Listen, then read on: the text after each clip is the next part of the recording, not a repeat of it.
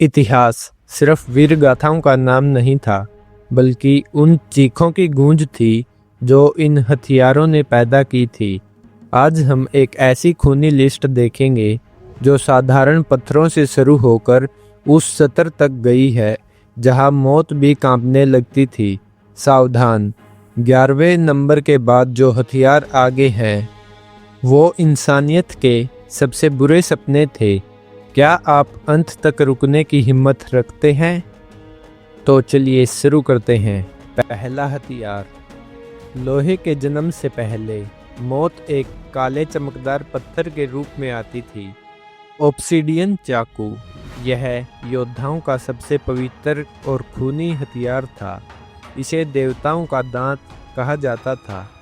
इस चाकू की मेकिंग प्रोसेस ज्वालामुखी के कांच को तराशकर एक ऐसा ब्लेड बनाया जाता था जो आज के लेजर से भी ज़्यादा सटीक था। जब अंधेरे जंगल में शिकार को वार महसूस भी नहीं होता था, क्योंकि इसकी धार दर्द वाली नसों को काटने से पहले ही मांस को चीर देती थी। जब तक खून बहना शुरू होता था, तब तक गर्दन शरीर से अलग हो चुकी होती थी। लेकिन अगर आपको लगता है कि एक पत्थर इतना खतरनाक था, तो रुकिए, अगला हथियार तो हवा की फुसफुसाहट में ही मौत बांटता था। एक खामोश नली, एक हल्की फूंक और बिना शोर के सब खत्म हो जाता था। नाम था ब्लोगन। अमेज़न के कबीलों ने इसे अदृश्य मौत के रूप में इस्तेमाल किया था। इसमें बांस की लंबी नली और जहरीले मेंढक के रस में डूबी हुई सुइयां होती थी।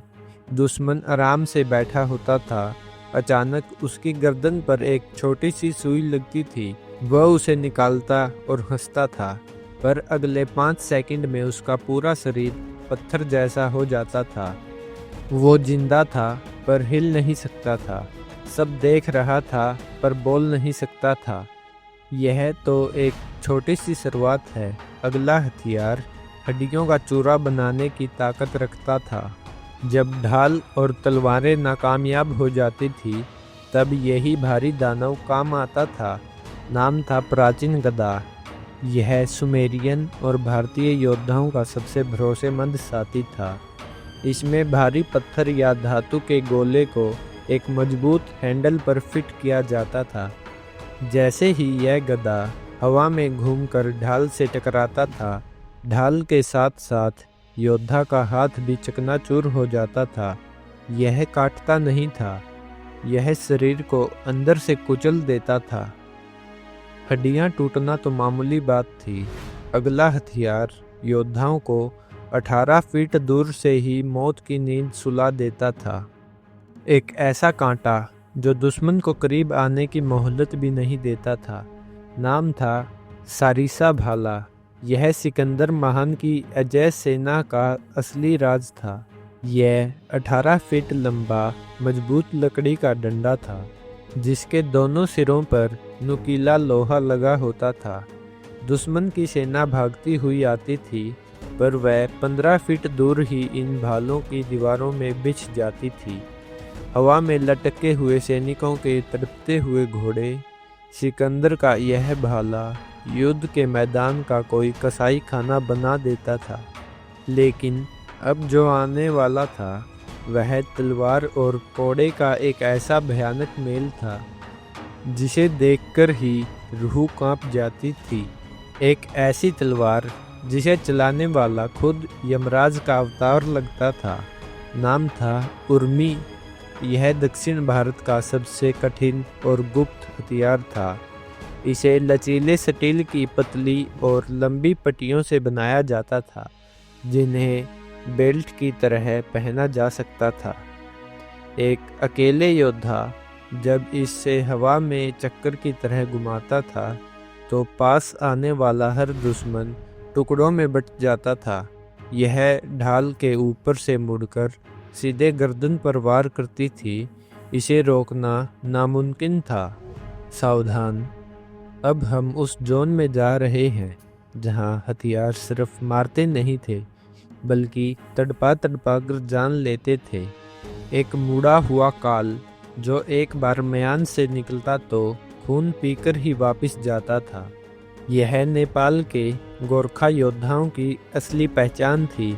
इसमें उच्च दर्जे का स्टील को हजारों बार पीटकर उसे एक अनोखा मुड़ा हुआ आकार दिया जाता था। जंग के मैदानों में जब एक गोरखा योद्धा हमला करता था तो यह खुखरी एक ही झटके में दुश्मन का सिर कलम कर देती थी। इसकी धार इतनी क्रूर थी कि यह हड्डियों को सूखी लकड़ी की तरह काट देती थी। काटना तो फिर भी आसान था, लेकिन अगले हथियार का वार सहना मतलब जीवित नरक के दर्शन करना था। जब लोहे का कवच सुरक्षित नहीं बल्कि एक लोहे की जेल बन जाता था। नाम था वारहेमर। यह मध्यकालीन यूरोप में भारी कवच वाले योद्धाओं का काल था। इसके एक तरफ भारी हथौड़ा और दूसरी तरफ एक तीखी चोंच होती थी। हथौड़े की चोट लोहे के हेलमेट को कागज की तरह फाड़कर सीधे खोपड़ी के अंदर घुस जाती थी। बाहर से कवच ठीक दिखता था, पर अंदर सब कुछ खत्म हो चुका होता था। यह साक्षात मौत की दास्तां थी। खोपड़ी फटना तो बस एक ट्रेलर था। अगला हथियार इंसान को जिंदा छील देने की ताकत रखता है। समुंदर के सबसे खूंखार शिकारी के दांतों से बना वह चप्पू जो मांस को नोच लेता था। नाम था लेले मानो। यह हवाई के प्राचीन और क्रूर योद्धाओं का हथियार था। लकड़ी के किनारों पर सारक के असली और नुकीले दांतों को छेदकर बनाया जाता था। जब यह हथियार शरीर से रगड़ खाता तो सारक के सैकड़ों दांत मांस को अंदर घुसकर उसे बाहर खींच लेते थे।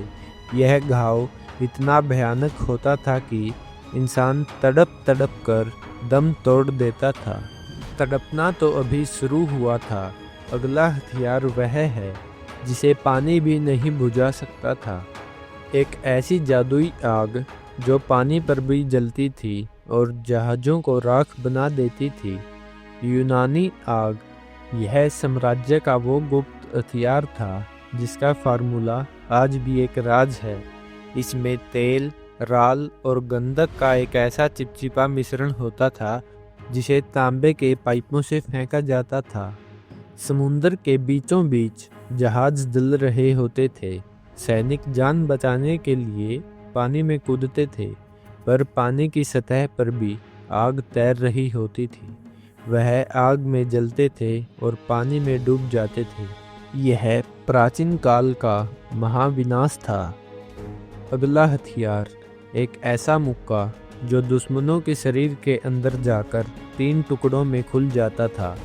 नाम था कटार, इंग्लिश में पंच डैगर।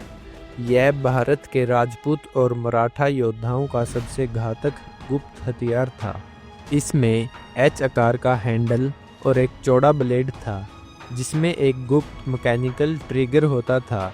योद्धा दुश्मन के पेट में एक मुक्का मारता था, ब्लेड अंदर जाता था और अचानक वह 3 हिस्सों में फैल जाता था। अंदरूनी अंग पूरी तरह तबाह हो जाते थे। इसे शरीर से बाहर निकालने का मतलब ही निश्चित मौत था। अब अपनी आंखें और कान बंद मत करना, क्योंकि अब जो 5 हथियार आगे आएंगे उन्होंने इतिहास के सबसे बड़े साम्राज्यों का अंत किया था। एक ऐसी सुई जो मजबूत से मजबूत लोहे को भी धागे की तरह चीर देती थी। नाम था रोडेल डेगर। इसे बाहरी कवच वाले नाइटर्स का सबसे बड़ा डर माना जाता था। इसका ब्लेड त्रिकोणीय और इतना सख्त था कि यह भारी दबाव में भी मुड़ता नहीं था। जब 2 योद्धा जमीन पर गिरते थे तब यह डेगर हेलमेट की छोटी सी दरार से अंदर घुसता था। यह सीधा आंखों के रास्ते दिमाग तक पहुंचता था। यह वह मुख्य हथियार था जिसने अनगिनत राजाओं का अंत किया था। अगला हथियार चीन की वो जादुई तलवार जिसे हथियारों का सम्राट कहा जाता था। नाम था जियान तलवार। यह प्राचीन चीन के सबसे ऊंचे ओहदे वाले योद्धाओं और सम्राटों की पसंद थी। इसे बनाने में हजारों साल पुरानी फोल्डिंग तकनीक का इस्तेमाल होता था, जिससे यह बिजली जैसी तेज बनती थी। योद्धा इस तलवार को फुर्ती से घुमाता था और दुश्मन को वार का पता भी नहीं चलता था, लेकिन कुछ पलों बाद उसकी गर्दन से एक खून का फव्वारा छूटता था। यह कला और क्रूरता का सबसे अद्भुत मेल था। अगला हथियार एक ऐसी तलवार जिसके बारे में कहा जाता था कि इसे इंसानों ने नहीं बल्कि रूहों ने मिलकर बनाया था। नाम था उल्फबर्थ तलवार। यह वाइकिंग्स का वह हथियार था जिसने पूरे यूरोप में आतंक मचाया था। इसे स्टील से बनाया गया था, जो उस दौर के विज्ञान के लिए एक बहुत बड़ा चमत्कार था।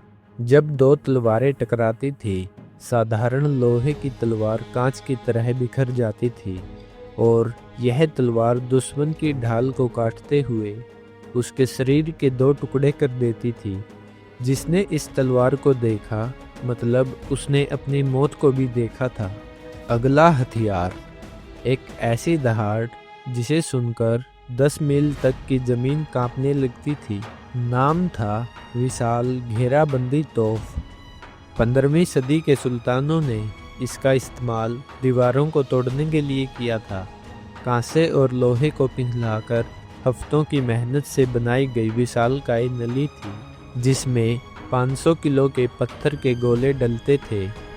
धमाका होता था और आसमान काला हो जाता था। जब वह विशाल गोला दीवारों से टकराता था तो हजारों साल पुरानी दीवारें ताश के पत्तों की तरह बिखर जाती थी। इंसान तो क्या, पत्थर भी इस तबाही के सामने बेबस थे। अगला हथियार और अंत में वो शैतान जिसका एक गोला पूरे शहर की किस्मत बदल सकता था। नाम था सोवियत D-20। यह हथियार आधुनिक इंजीनियरिंग का वह काला जादू था जिसने विनाश की सारी हदें पार कर दी थी। इसमें 152 mm का विनाशकारी गोला और हजारों हॉर्स पावर की विस्फोटक शक्ति थी।